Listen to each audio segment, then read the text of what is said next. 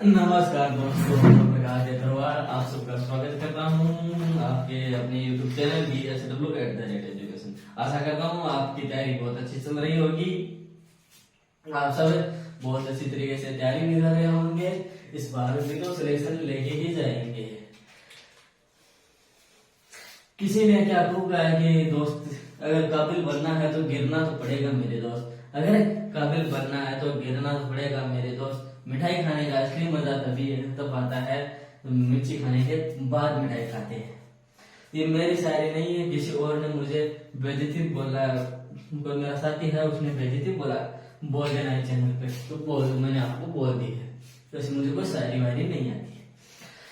दोस्तों, अपन चर्चा कर रहे हैं किसके बारे में? अपन चर्चा कर रहे हैं लोक देवता के बारे में, राजस्थान की कला एवं संस्कृति के बारे में, जिसमें अपन ने किन किन को देख लिया था। गोगा जी चौहान को देख लिया था, रामदेव जी को देख लिया था। अब किसको देखेंगे? बाबूजी राठौड़ को देखेंगे। बाबूजी राठौड़ को देखेंगे। बाबूजी राठौड़ को पढ़ने से पहले मैं आपको एक छोटी सी कहानी के माध्यम से बाबूजी महाराज को है जो वो विस्तार से समझा देता है। बाबूजी महाराज की बात करेंगे तो इनके पिता कौन थे? धांधल जी थे। कौन थे? इनका जन्म धांधल जी के घर में हुआ। कई मानते हैं कि बाबूजी का जो जन्म है वो एक परी की कोख से हुआ। ये परी की कोख से वाली कहानी क्या है, मैं आपको थोड़ी सी बता देता हूँ। देखो क्या है कि दादाजी शिकार करके आ रहे थे, सांझ हो गई थी, अंधेरा हो गया था, तो एक तालाब दिखा तो सोचा मैं भी पानी पी लेता हूँ, 2 मिनट आराम कर लेता हूँ और घोड़े को भी क्या करता हूँ, पानी पिला देता हूँ। तो वहां पर क्या हुआ, बाबूजी महाराज के जो पिताजी थे दादाजी, वो वहां पर चले गए। वहां पर एक आसमान से उतरी हुई परी स्नान कर रही थी। बाबूजी ने उनको दादाजी ने उनको क्या किया, देख लिया। तो वो परी बोली आपने ये क्या किया? मैं वापस से स्वर्ग लोग है वो नहीं जा पाऊंगी। तो दादाजी जी बोले जाना किसको है? जाने कौन दे रहा है? कहीं नहीं जाना आपको, आप मेरे से शादी कर लो। तो इन्होंने बोला भाई अब और कोई ऑप्शन ही नहीं है, शादी कर लूंगी। तो इन्होंने बोला, फिर जो वो परी थी उन्होंने क्या बोला, अप्सरा थी या परी थी, उन्होंने क्या बोला, अब उस अप्सरा ने बोला कि मेरी कुछ कंडीशन है। बोलो क्या कंडीशन है? गांधी जी ने ऐसा कहा। तो बोला पहली बात मेरे लिए अलग महल बनवाओगे। बोले बस ताजमहल बनवा दे तो कह दो। बोले ना ताजमहल की जरूरत बनी, आपने छोटा सा महल बनवा दिया, अलग मकान थोड़ा है वो बना दिया। बोले ठीक है। बोले दूसरी बात मेरी परमिशन के बिना अंदर नहीं आओगा। बोले कबूल है। तो मैं तो स्टाम्प पर लिख देती हूँ। बोले ना स्टाम्प की जरूरत को नहीं चाहिए, तो थारी बात है मान ली मैं। तो अब खातर एक अलग महल बना के दे दियो। और फिर गांधी जी और भी अफसर आ गए, एक लड़को भी लड़का को नाम रखे बाबू राठौड़, कह रहा कि बाबू राठौड़। एक दिन गांधी जी आपस आ गया, दोस्तों के साथ बैठा था और वहां कमेंट मार दिया दोस्त।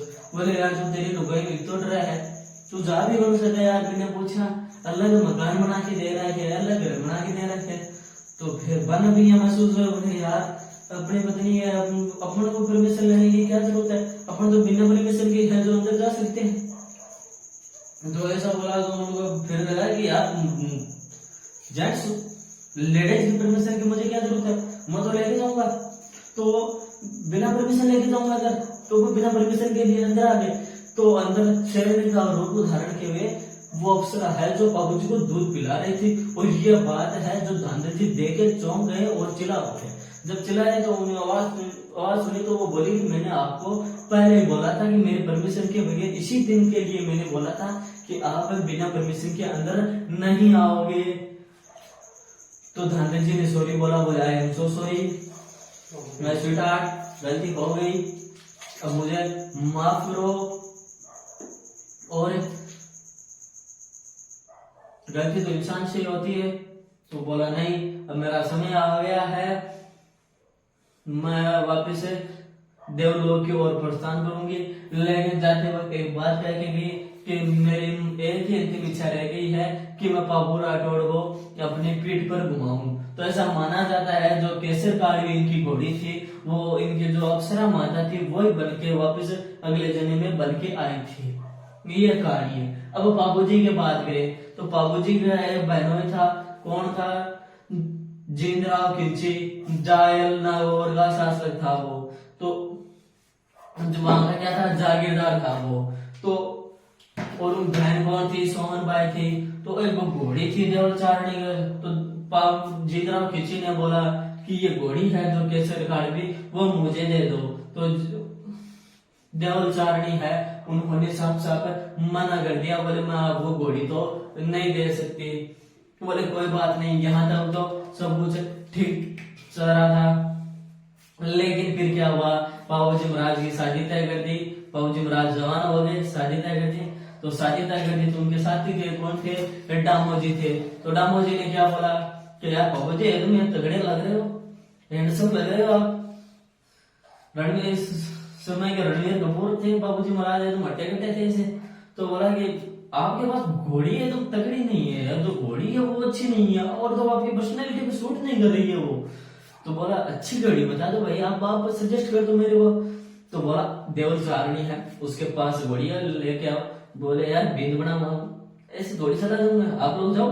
तो वहां से गए, तो वहां पर जाके मारा। तो बोल कौन Babu Rathore, I don't know about Babu Rathore, English आती दामोजी की समझ में बनी। दामोजी पास आ गया, आर बोले बात इंग्लिश बोला, मैं उसकी समझ में बनी। यार बाबूजी बोले मैं जाऊं। बाबूजी महाराज गया, बोले देवल चारणी तेरी घोड़ी है, बामन ने दे दे, मैं फेरा खाया हूँ, तेरी फेरा खा के आता है, पाछी देती हूँ। सारा ही है, बोले you are looking very handsome but your घोड़ी is not handsome beautiful and आपकी टूटी फूटी इंग्लिश बोली बिल सामने। तो बोले ताने घोड़ी दूं क्या, बोले कोई तो देवल को तो कोई कारण तो बोलो, कारण हुआ है कि मेरी गाया है, तो गाया ना अगर चोर ले गया तो मैं मैसेज क्या पहुंचाऊंगा, आप मेरी घोड़ी है इतनी समझदार है, गाया चरा लिया हुआ तो मेरे गुआड़िया को भी किराया बोल लगा है जो गाय चरा हुआ है। तो बोलिया देख गुआड़िया में मन बेरो को नहीं, लेकिन तेरी घोड़ी गाया है, अगर सास रहेगा चारणी बोली अगर मांगे थे सास रहेगा मैं सोडा थे। तो बोले सोडा रम गया तो बड़ा पेरा खान राज जिसु गाय ले गया। तो बोले अगर खाड़ू खाते हो तो बीच में छोड़ रहा है जिसु चूड़ू ही तेरे का नाम, अगर ना तो बीच में आज जिसु पार्टी पानी गलेड़े छोड़ गया जिसु नावी को नहीं फेरा बैठो।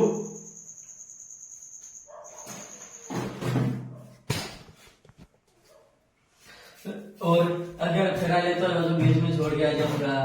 बोले पक्का, बोले पक्का, बोले प्रॉमिस है, बोले प्रॉमिस, बोले गॉड प्रॉमिस, बोले गॉड प्रॉमिस ऐसा करके हर घोड़ी ले ले। अब घोड़ी ले ली तो भाई ने बने ने खा पड़े कि ने जीत रहा कि जीन बोले मन बंदी रिंदे थी आ तो गलत बात है। जैसा 16 बने देवल चार ने किन्ना के बीच में नाराजगी उत्पन्न हो गई। जब बाबूजी महाराज गायों लेकर जा गायों ने बरात लेकर जा रहे थे, तब जींद्राव खिलची को पता चला। तो वो वहां से आता है, गायों को क्या कर लेता है, अपहरण कर लेता है। लेकिन घोड़ी की बात करें तो घोड़ी की इतनी शानदार थी दिखने में और इतनी इसमें ताकत थी कि वो जब वहां पर बारात रुकी तो बारात रुकने के बाद में जहां पर घोड़ी को बांधी गई तो सोडा बोलते हैं जहाँ ससुराल वाले होते हैं कि आप हमारी घोड़ी के साथ है, हमारे घोड़ों के साथ आपकी घोड़ी की रेस कराओ। बाबूजी का आपका दिमाग खराब हो गया, इतनी चल कर आई है घोड़ी, अभी तक पानी नहीं पिया, भूखी है, खाना खा रही है, वो कचरा वो नीरा है वो खा रही है, तो आप सुबह करवा लेना। बोले नहीं अब करवाएंगे। तो उनके साथ रेस करवाते हैं, तो रेस में केसर काली जीतती है, लेकिन फिर भी वो नहीं मानते। तो जो वहां ससुराल पक्ष वाले होते हैं सोडा वो नहीं मानते और क्या करते हैं, तोरण ऊपर बांध देते हैं। तो तोरण मारना बहुत ही बहादुरी का काम माना जाता था। आज भी अपने गाँव में कहते हैं मैंने क्या कर दिया। तो वो जो बुजुर्ग लोग होते हैं वो आज भी कह देते हैं तुम सो तोरण मार दियो। तो मतलब तोरण मारना उनसे बांधे बताओ एक बहादुरी का अपनी शक्ति प्रदर्शन करना होता था। तोरण मारना मतलब शक्ति प्रदर्शन करना, मुहावरा भी आता है तोरण मारना का मतलब क्या होता है, शक्ति प्रदर्शन करना। तो तोरण भी मार दियो। तो बाबूजी है वह घोड़े ने समझावा है और वह घोड़ी अपना पैर ऊंचा करे और बाबूजी महाराज आराम से तोरण मार दिया है। और जब बात था कि घोड़ी वापिस उतरा है तो पहले पक्का मकान तो बहुत रेयर केस में होता तो निपाई है प्लास्टर है वो भी साथ में उतर आ गयो। यहाँ बतावा तिजड़ी घोड़ी बता है।